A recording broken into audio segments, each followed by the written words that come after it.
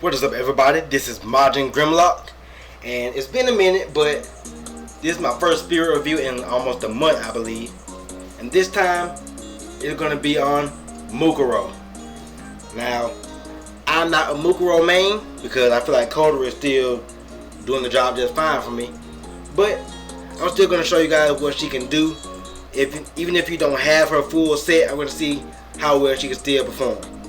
And you see, I'm going to look at her gems first. Her recommended gem set, she has a new one actually. It's called Cassiopeia. I can't pronounce that. But it's basically a gem set that powers up any character that can transform and boost their abilities when they do that. And I was able to get one of each of those sets, but instead I gave that to Coterie. And I'll probably do some more videos with her later, showing how that works. I could have done Natsumi, but Natsumi is doing just fine where she is, so yeah. If I can get some more of those gems, I'll give them to Mukuro. But for now, I have part of the Leo set to give for an extra attack bonus, and I also have part of the, I think it's the Mars set, so it'll give extra fire damage. Not sure if that one really helps out much. And see, when you change up the stats, I hate how random this is, and these reforged items are very hard to come by. I have a bunch of these because I was an old player, but I've also used a bunch of them, so trying not to use any more. And a lot of the stats were random, but I got her attack to 27,000 and 2,700 anyway. Her health is extremely low. That's probably the biggest detriment to her, where I say Coterie is always going to be better than really almost any other spirit with it when it comes to health, because Coterie's build is based on her health. That's how she gets more of her attack power.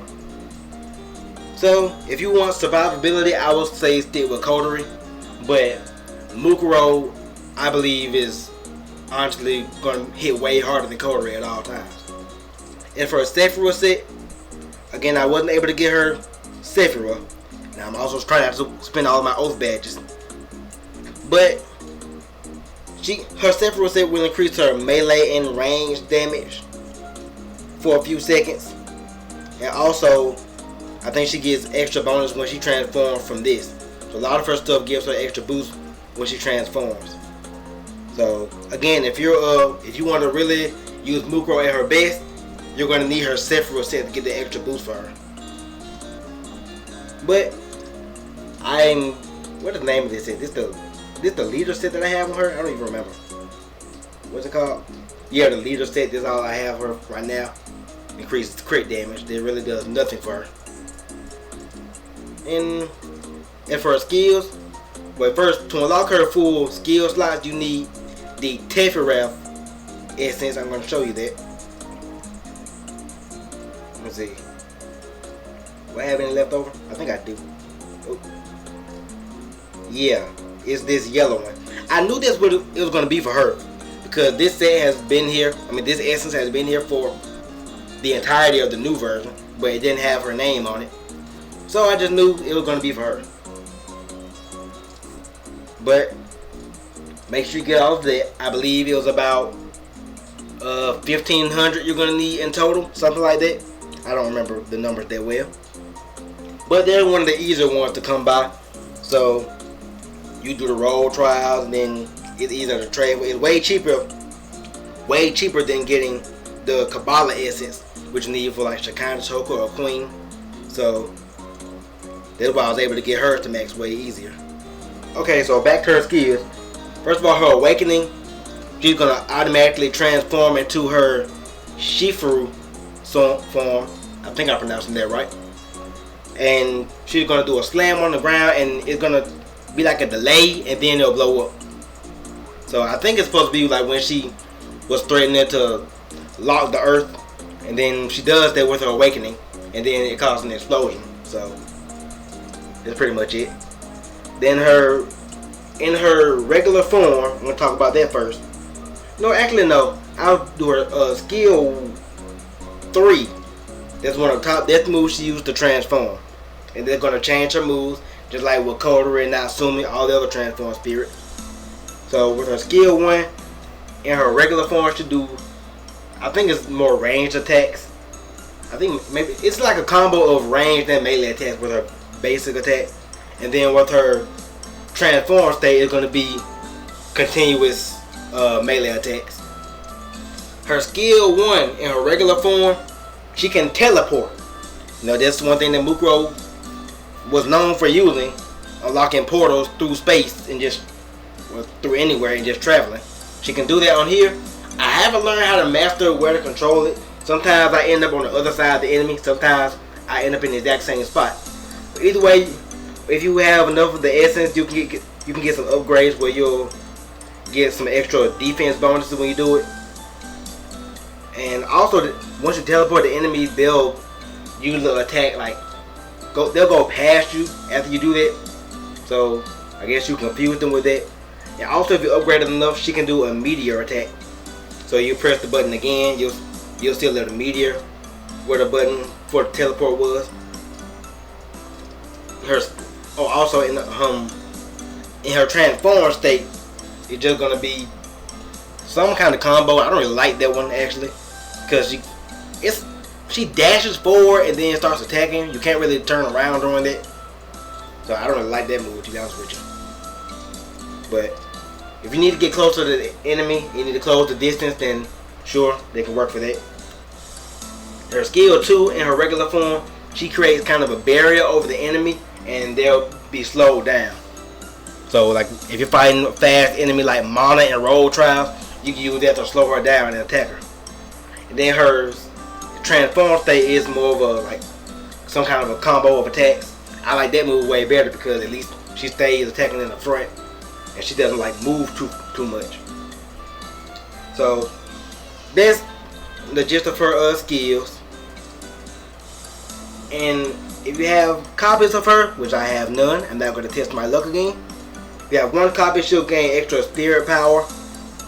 With her transform state, I believe she uses spirit power to use her moves, but I think you can recover some spirit power in her regular form.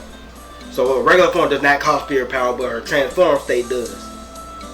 And you'll be able to recover more per second in her transform state. If you have 2 copies of her, there'll be 120 of her crystals. You'll unlock, but you'll be able to have a lower skill cooldown. So you better use her moves way quicker. And this one, I think this is why I've seen some people say that it's best to at least have 3 copies of her. In her transform state, she gains super armor and extra flame damage. Like I said earlier, she has very low health and she can die pretty easily. But if you have at least 3 copies, she'll at least gain super armor. You know, super armor, it'll kind of reduce the damage. You still get hurt, but you won't be knocked around as much. You'll be not really invincible, but you won't flinch or whatever. And she'll get a damage boost. So, and then after that, she'll get extra flame damage if you have 4 copies. Wait. Yeah, with her release. What was their release skill? Oh, too far back. Oop. Yeah, she'll do extra flame damage with her base attack if you have 4 copies. And in her, if you have 5 copies, if she's near death, she gains invincibility and she can heal about 10% of health per second and deal extra damage. So once again, everyone gets to keep their recovery skill except Kodori, because I guess hers was too broken. I know I bring this up every video, but as a Kodori main, it kind of hurts. And then if you have 6 copies, after using her awakening skill while in her transform state, she can reset her skill 3 and increase all skill damage by 20%. So when you go back to her, I believe that after you go back to her normal form, she'll increase damage for about 10 seconds when you switch. I believe this right. Like I said, I don't have copies of her, so couldn't really confirm that. But that's the gist of Mukuro. And like I said, if you want to use her, it's best to have at least 3 copies so you can get that super armor and extra flame damage. And you definitely want to have her Sephira set, not just this standard set that I have on her right now. And her gem set, you'll definitely want that as well. The Cassiopeia, it basically looks like a W. But I'm going to test her out real quick. I'm just going to do probably one of the demon trials. I may try her when I stream either Endless Corridor or special training sometime within this week or so. But let's go ahead to demon trials before it goes down tonight. I'm going to have Kotori and Natsumi on here just for backup. But let's try it. Those are my 2 strongest spirits, so I always have them just in case. I don't want to bring Nia this time because she boosts everybody's attack. So I want to do this without support. I know anybody can be better when you have support, but I want to see how they do on their own. So here we go.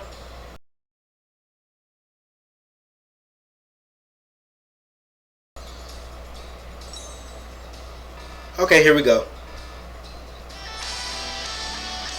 Let's try this again without dying.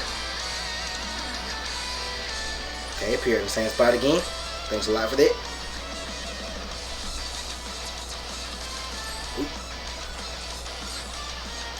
I could just teleport. Forgot about that.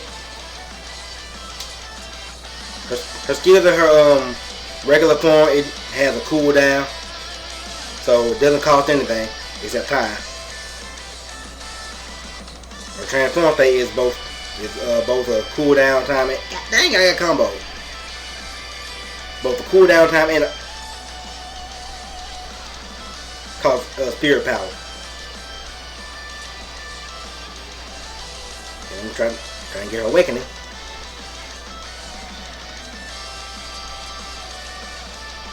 Ooh. Okay, yeah, she always does that invincibility thing.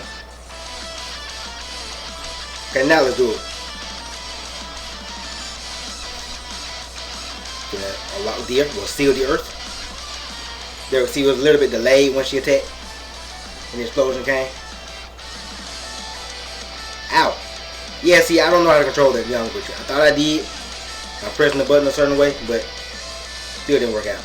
And of course, she does way more damage in her transform state. I don't think that's a surprise. Please don't die again. Okay, she died again. And Kotori finished it with her entrance skill. But yeah, that's Mukuro. Yeah, dying in demon trial, that's kind of embarrassing.